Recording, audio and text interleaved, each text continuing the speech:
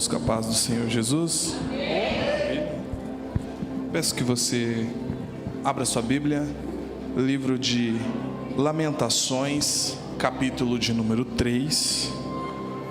Enquanto você localiza o texto, quero aqui deixar os meus agradecimentos. Agradecer a Deus porque Ele é bom, porque Ele é maravilhoso e porque a sua misericórdia dura para sempre. É por causa da sua misericórdia que nós estamos aqui. A sua misericórdia é a causa de não sermos consumidos. Agradecer ao pastor Williams, pastora Fábia, pela oportunidade de poder retornar a essa casa. Estava com saudade já fazia um tempo que não vim aqui. E hoje eu vim bem acompanhado, né, pastor? Hoje eu vim com meu amigo William. Nós fomos levantados ministerialmente na mesma época, há 11 anos atrás. Um na palavra e o outro no louvor. O da palavra mais ou menos, o do louvor totalmente, né? Lamentações, capítulo de número 3, o verso é o de número 16. E vamos ler até o 21. Os irmãos encontraram? Dê um glória a Deus para me saber que você encontrou. Maravilha. Vou ler para ganharmos tempo. Estou na versão King James 1611. Talvez vou estar um pouquinho diferente da maioria, tá? Ele também quebrou os meus dentes com pedras de cascalho e cobriu-me com cinzas. E tu removeste a minha alma para muito longe da paz. Eu esqueci a prosperidade. E eu disse: a minha força e minha esperança estão perecidas por causa do Senhor. Lembra-te da minha aflição e da minha tristeza, do absinto e do fel. Minha alma se lembra e está humilhada dentro de mim. Disto quero trazer à memória somente o que pode me dar esperança. Disso quero trazer à memória somente o que pode me dar esperança. Eu peço que você feche os seus olhos. Eu quero orar neste momento, por esse momento da palavra e também pela sua vida. E gostaria que você orasse comigo se você deseja que Deus fale contigo. Amém. Senhor, obrigado por este momento a qual o Senhor me dá a honra de ser porta-voz da tua santa e fiel palavra. Obrigado, Senhor, porque mesmo diante da minha limitação e pequenez, falar de algo tão grande como é a grandeza da tua palavra é um grande privilégio. Que aquilo que o Senhor ministrou no meu coração, que o Senhor possa me conceder sabedoria e didática para transmitir a cada ouvinte aqui nesta noite. Que a tua palavra possa ficar estancada no coração de cada um, Senhor, e que o Senhor possa direcioná-los mediante aquilo que deve ser feito. Use a minha vida, Senhor. O Senhor tem liberdade em nosso meio. Vamos atuar em unidade, Senhor, em que na medida em que eu prego, o teu Santo Espírito tem liberdade, Senhor, para consolar. O Filho tem liberdade para salvar e o Senhor tem liberdade para amar. Vamos agir nós quatro na unidade. O Senhor tem total liberdade neste ambiente, em nome do Senhor Jesus. Amém. O livro de Lamentações são as lágrimas do profeta Jeremias expressadas em forma de lamentos fúnebres. Enquanto no livro de Jeremias ele prega, ele avisa, ele alerta, no livro de Lamentações ele chora, porque a sua pregação que não foi ouvida no seu livro se cumpriu, e o cumprimento dessa pregação não foi uma pregação de bênção, não foi uma pregação de prosperidade, foi uma pregação de juízo que o povo não deu ouvido mediante a pregação do profeta. O livro de Lamentações, ele contém as lágrimas expressadas do profeta, porque um povo rebelde não ouviu o que ele pregou durante 40 anos. A crise interna vivida pelo profeta, ela foi tão grande que o livro termina com uma pergunta, o livro de Lamentações, e a pergunta é: por que não livra nós?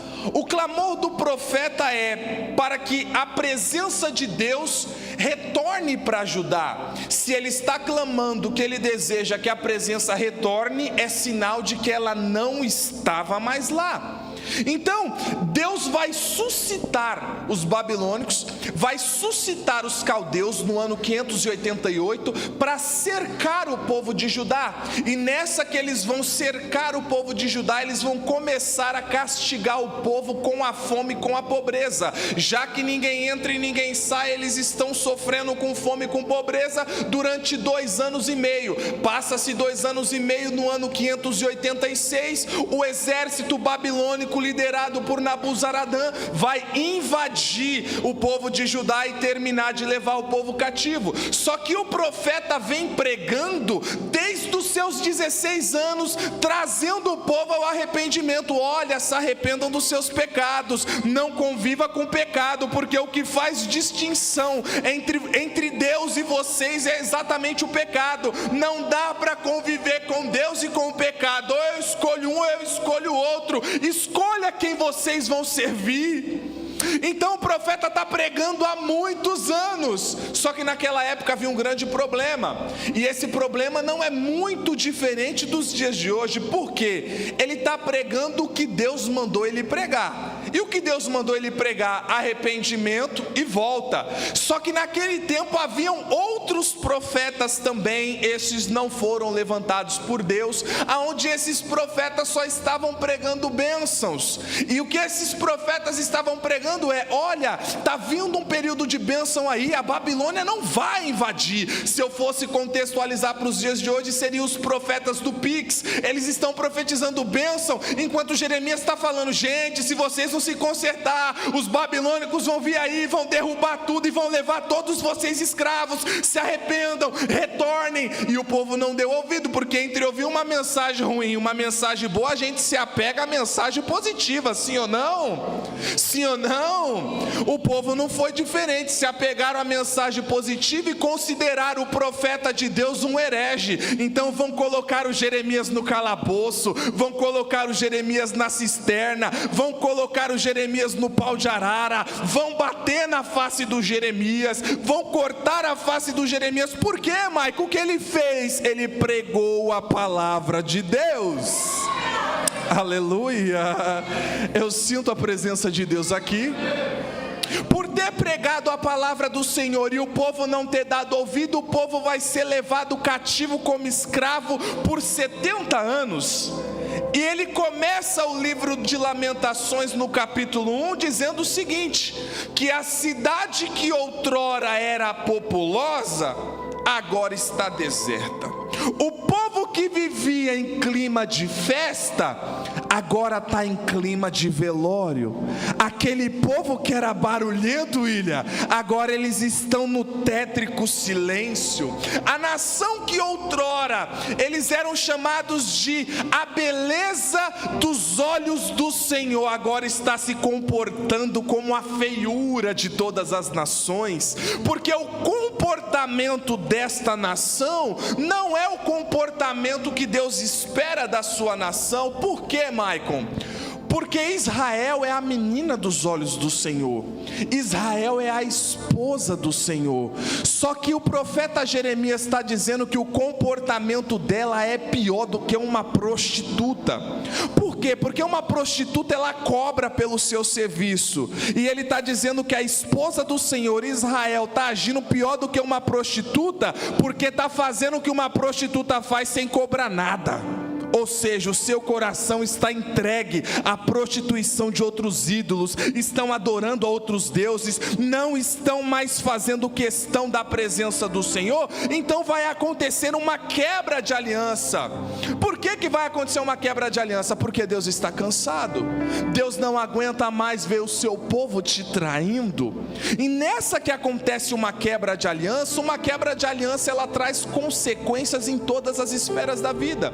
Se você for ver, por exemplo, em um casamento, quando um casal ele vai se divorciar, ninguém casa para se divorciar, e quando um casal se divorcia, quem mais sofre é a criança, que não tem nada a ver com a situação, mas a quebra da aliança, ela vai trazer consequências até mesmo para aqueles que são inocentes. Então vai haver uma quebra de aliança, e antes de haver essa quebra de aliança, Deus vai fazer uma coisa, pastora Fábia, que Ele não gosta de fazer. Quem quer saber, me pergunte o quê? Mas me pergunte o quê com vontade? Não se escandalize. Deus não gosta de levantar profeta. Como assim, Maico? Profeta é homem de Deus, é voz de Deus na terra. Mas por que Deus não gosta de levantar profeta? É porque Deus só levanta profeta quando o seu povo está totalmente desviado, e Deus não quer ver o seu povo desviado. Vou contextualizar, Efésios 4:11, e Ele mesmo deu, Ele quem? Deus, uns para apóstolos, outros para evangelistas, outros para pastores, outros para mestres, outros para profeta.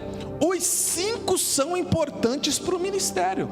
Você precisa de um apóstolo que vai chegar aonde o evangelho não chegou e vai estabelecer o fundamento. Sim. Você precisa de um evangelista para vir depois do apóstolo, porque o evangelista ele vai pregar aquela mensagem de graça, aquela mensagem de cruz, e vai ganhar as vidas para cultuar aonde o apóstolo lançou o fundamento.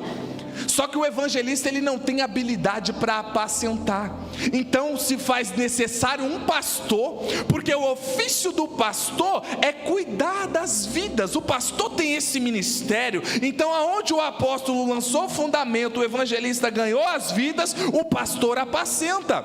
Mas nós também precisamos de um mestre. Por quê? Porque é o mestre que vai nos explicar por que Cristo teve que encarnar, por que teve que nascer de uma virgem, por que teve que morrer numa cruz, porque Ele ressuscitou justamente ao 3º dia. É o mestre que vai tirar essas dúvidas. Mas e o profeta?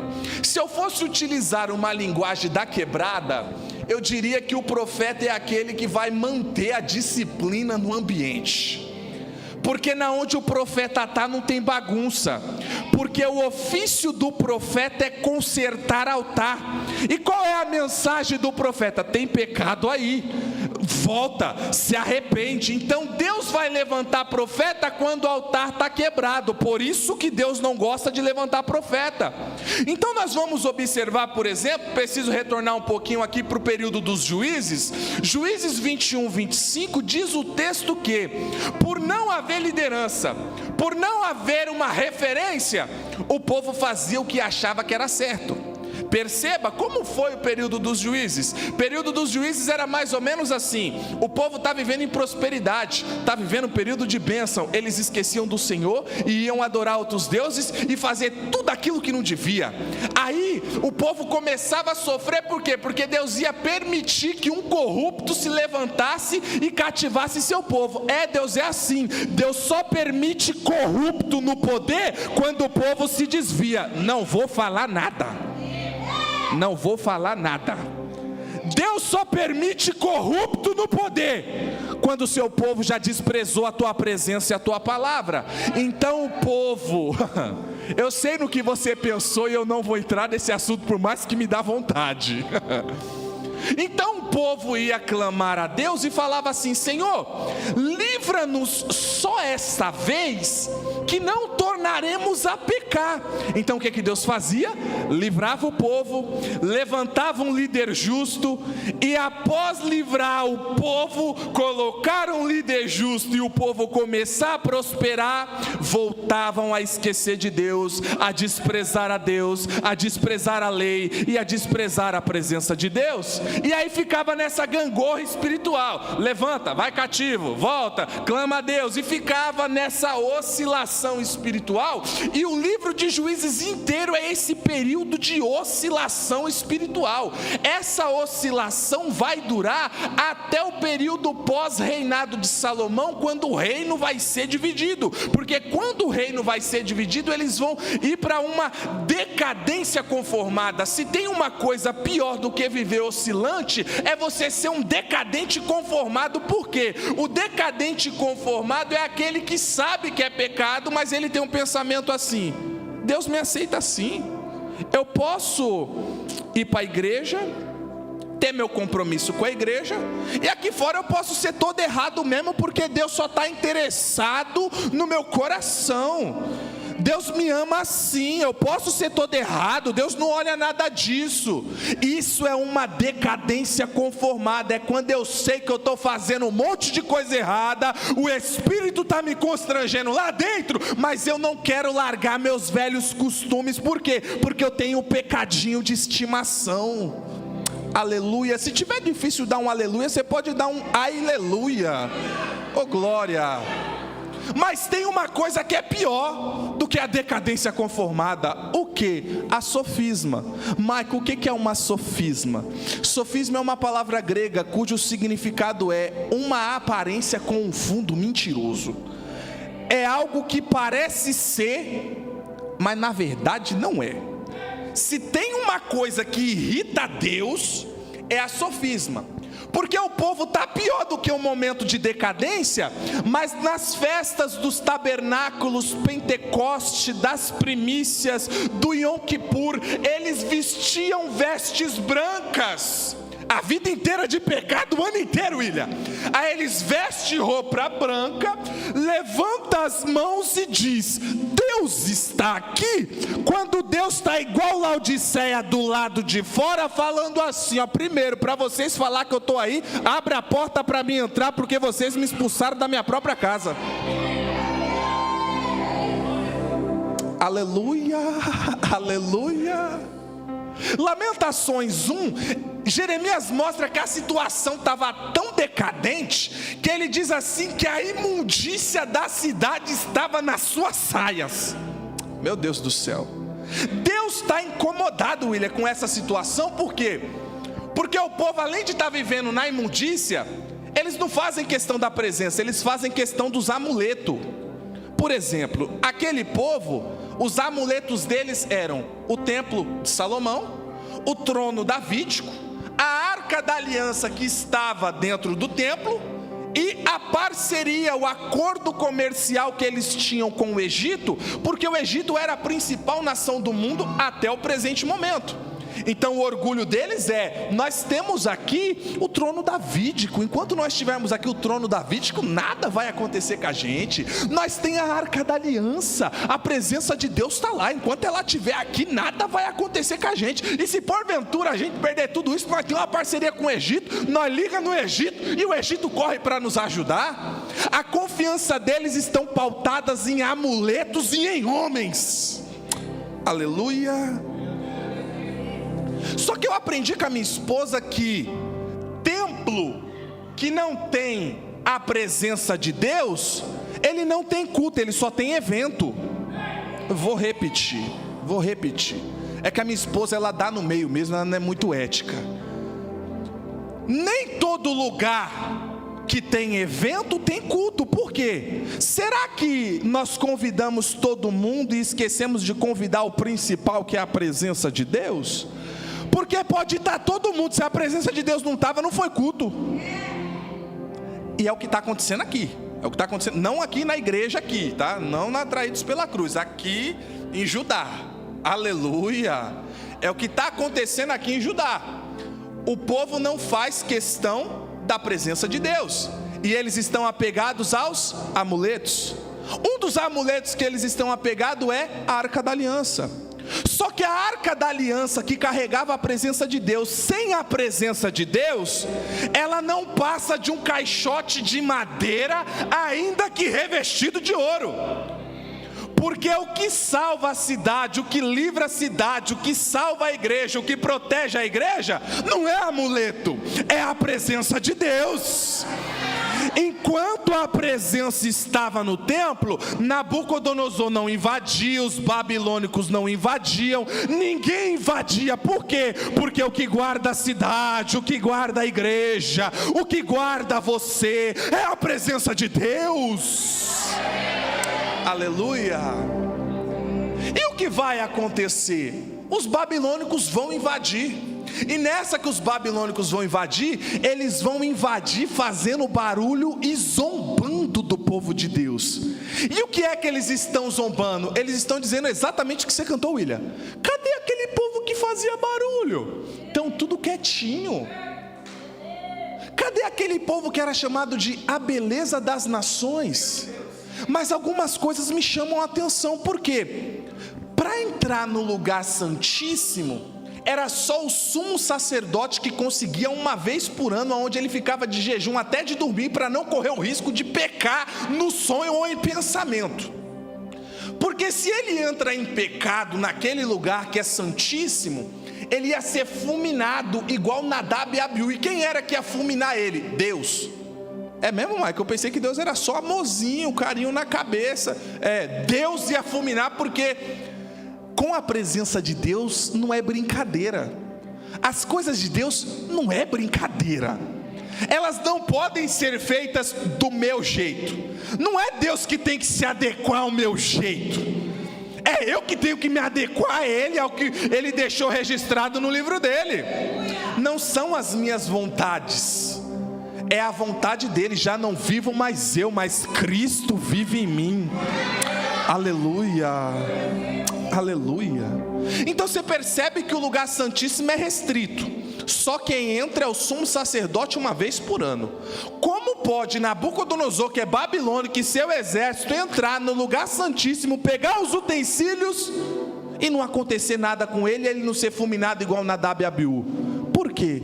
Porque a presença de Deus já não estava mais lá. Aleluia.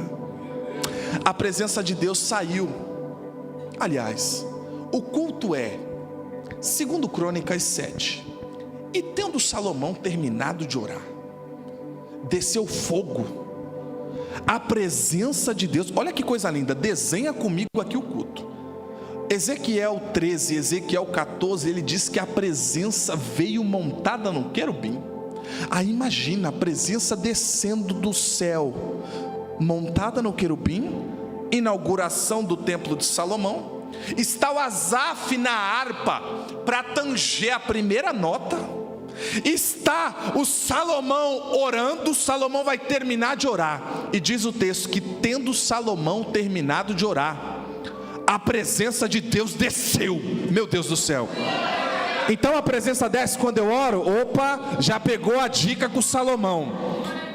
Salomão terminou de orar, a presença desceu. Diz o texto que os sacerdotes que estavam dentro do templo foram ao chão, e os que estavam fora do templo caíram com o rosto em terra, dizendo: o Senhor é bom e a sua benignidade dura para sempre. Culto gostoso, culto pentecostal, culto de inauguração, irmão, é bênção. Então no dia que a presença de Deus chegou e foi manifesta, foi no barulho. Mas no dia em que ela saiu, foi no silêncio. Meu Deus do céu. Ela estava no lugar santíssimo. Ela sai do lugar santíssimo e vem para o átrio. Mas ninguém percebeu. Por que ninguém percebeu? Porque estava todo mundo em pecado. Ela sai do átrio e vai para a porta, esperando ser notada, mas ninguém notou a presença de Deus. O querubim que um dia trouxe ela, vem buscar ela na porta novamente. E o querubim vai levar ela para o meio da cidade. Porque não é possível que no meio da cidade ninguém vai notar a presença de Deus. Pois é, o povo estava ocupado demais adulterando com outros deuses. Ninguém deu atenção à presença de Deus. A presença de Deus sai do meio da cidade e vai para o muro da cidade. Quando ela vai para o muro da cidade, ela espera que pelo menos menos um sinta a sua falta. Por quê? Porque se pelo menos um sentisse a sua falta, fosse buscar ela e levasse de novo para o templo, ela iria voltar. E o próprio Deus fala para o Ezequiel 22:30, eu busquei um só que tapasse o muro e estivesse na brecha, mas eu não me encontrei nenhum. A presença de Deus sai do muro e vai para o monte. Quando ela vai para o monte, ela está esperando um só sentir falta dela, um só. Se tem alguém aqui sensível à presença de Deus, se tem alguém aqui que faz questão dela na sua vida, e que se estivesse naquele dia iria buscar ela, pelo amor de Deus, mostre um sinal de adoração a Ele.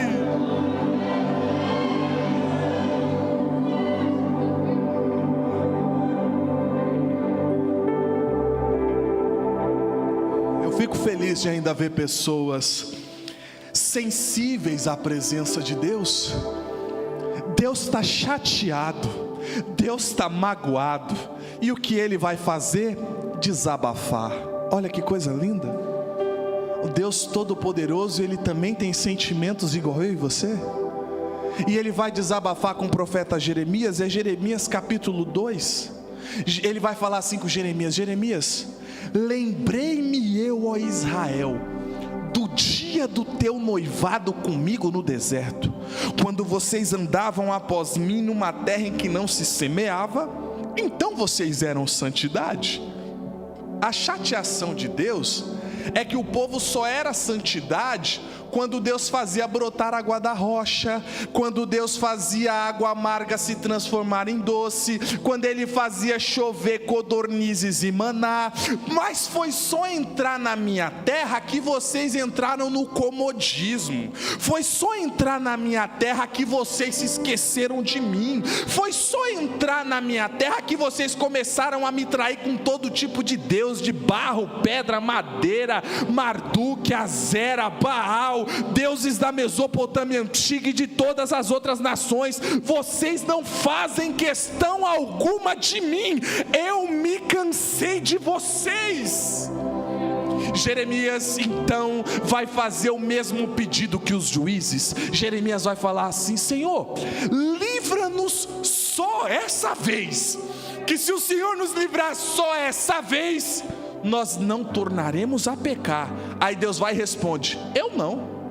Quantas vezes vocês me disseram, me livra, nunca mais peco, me livra, nunca mais voltarei a fazer aquilo que fazia antes. E era só eu livrar, e vocês voltavam a fazer tudo aquilo que disseram que não iam fazer. Não vou livrar ninguém. O Jeremias vai orar, e tem gente que vai chegar para o Jeremias e vai falar assim: Jeremias, ore, porque se você orar, Jeremias, a bênção vai vir, Deus vai nos livrar. É mais ou menos aquela pessoa que está fazendo um monte de coisa errada, aí ela chega para o pastor e fala assim: pastor, ora, porque se você orar, Deus vai mudar meu cativeiro. Só que a lei da semeadura, ela não falha. Se eu plantei uma coisa, eu vou colher exatamente isso. Não tem como canonizar a oração do pastor, que eu sei que é poderosa, eu sei que pode muito em seus efeitos. Aí o pastor ora, fala assim: vamos profetizar a bênção. Aí não acontece nada. Você pensa, é o pastor que não tem poder. Não, é você que não fez mais questão da presença de Deus.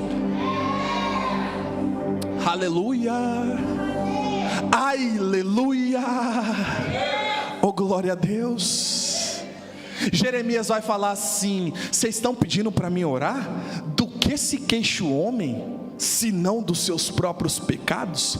Não é por falta de oração. Eu orei, mas o próprio Deus falou para mim não orar por vocês. Quando eu resolvi insistir na oração, Deus trouxe uma nuvem para bloquear as minhas orações. Preste bem atenção nisso aqui. A nuvem, ela tem uma representatividade muito grande para o povo de Israel. Toda vez que eles viam a nuvem, eles pensavam: Deus está vindo nos socorrer. Exemplo, quando eles estão caminhando no deserto, num calor escaldante, tem uma nuvem que está fazendo sombra para eles caminharem como se estivesse no ar condicionado. No frio da noite vem a coluna de fogo. Para quê? Para que eles não sintam o frio. Quando Elias profetiza que não vai haver mais chuva, segundo a palavra dele, passa-se um tempo, vai aparecer uma nuvem do tamanho da mão de um homem e vai chover. Quando a presença de Deus ia descer no Sinai, ele descia novamente na nuvem, no fogo, ele se manifestava no Sinai. Então o povo está acostumado, quando eles estão vendo a nuvem, eles sabem, Deus está chegando como aliado, e quando ele chega como aliado, não tem quem fique na frente. Aleluia. Jeová de Sabaote é o seu nome, o Senhor dos exércitos, o general de guerra, o grandão da Galileia, chegou para socorrer.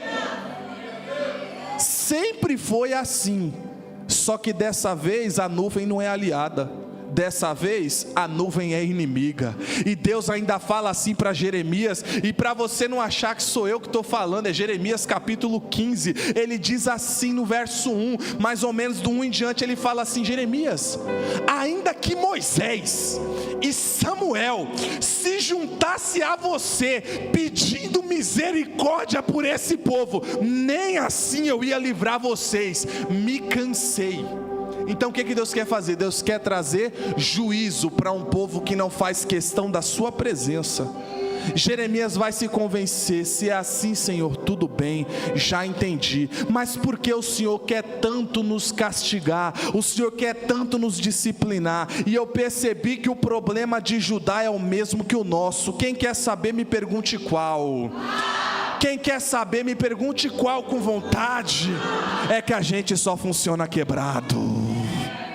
Então Deus prefere te quebrar aqui dentro do que te ver inteiro lá fora. Deus prefere você uma princesa quebrada aqui dentro do que uma prostituta inteira lá fora. Por quê? Porque Deus faz questão de você. Aleluia. Aleluia.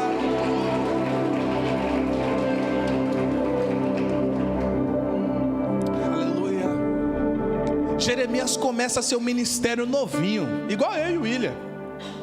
E quando ele começa, Deus vai falar assim com ele: Jeremias, pelejarão contra ti, mas não prevalecerão. Ó que palavra de bênção.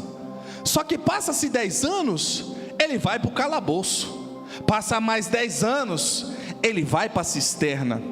Passa mais alguns anos e Pazu, filho de Meir, vai colocar ele no pau de arara e vai bater na cara dele. Vão cortar a face dele. E o Jeremias fica tão magoado com aquilo, fica tão chateado, porque ele está sofrendo tudo aquilo porque pregou a palavra. Tanto é que quando ele está na cisterna, quem vai salvar ele é um tal de Ebed-Meleque. Quem é Ebed-Meleque? O nome dele significa filho de Moloque. Ou seja, quem vai salvar Jeremias do calabouço, aliás, da cisterna, é um filho de Moloque, porque os herdeiros da presença já se corromperam. Então Deus teve que usar um filho de Moloque para salvar um profeta, porque ninguém mais faz questão da presença de Deus na terra. Jeremias está sofrendo. Ele é retirado do pau de arara, e para onde que ele vai? Para o templo, porque ele quer ir para o templo falar com Deus. Mas o templo foi destruído, só sobrou as cinzas. Os babilônicos derrubaram tudo, e o Jeremias se prostra naquela situação, vendo somente cinzas. Ele olha para os céus e ele diz: o Senhor me iludiu, iludido fiquei. Foste mais forte do que eu e prevalecestes. Eu sirvo de motivo de escândalo. Posso te contar uma coisa, Senhor? Eu não prego mais, eu não falo mais do teu nome. Gente, é Jeremias, profeta maior, está falando uma coisa dessas, depois de 40 anos de ministério. Aí eu fico imaginando Deus falando assim para ele: é mesmo, Jeremias? Você quer desistir? Você quer ir embora? Vai embora então. Depois de 40 anos andando comigo, não faz mais questão de mim, você também? Vai embora então. Aí o Jeremias se levanta, e o Jeremias fala assim: eu até quero parar, eu até quero desistir, mas a tua palavra me arde nos ossos. Não tem como parar, não tem como te resistir, Senhor. Eu sofro aqui, mas eu sofro permanecendo com a tua presença, e dela eu não abro mão. Aleluia, aleluia. Eu fico imaginando o servo de Jeremias, o servo Baruque, falando assim para ele: ô Jeremias, você passou por tanta coisa, disseram para você que você tinha que parar, você apanhou na cara, rapaz, você passou por um monte de coisa, como é que você conseguiu chegar até aqui com fé? É porque você é bom? Não, Baruque, não é porque eu sou bom, já sei, é porque você é um dos profetas maiores. Não, não é porque eu sou profeta. Então por que é que você está de pé e conseguiu chegar até aqui? É porque eu trago à memória somente o que pode me dar esperança. Eu quero profetizar algo na sua vida. Se você quer receber, levanta uma mão, mas se você quer receber com urgência, levanta as duas. Se quiser, eu estou vendo que tem gente até ficando de pé, a urgência vai, chega, meu Deus do céu, oh glória, Aravacéuria. Eu quero profetizar na sua vida o fim do cativeiro, e se Deus não te livrar do cativeiro, que a presença dele esteja com você no cativeiro. Por quê? Porque se ele estiver contigo, um mais Deus é maioria. Pode estar o mundo todo contra você, pode ter um líder corrupto na nação, querendo parar com a família, querendo parar com a obra, mas se o Deus da obra está contigo, nada vai te parar. Não tem cativeiro que pare aquele que tem chamada. Aleluia.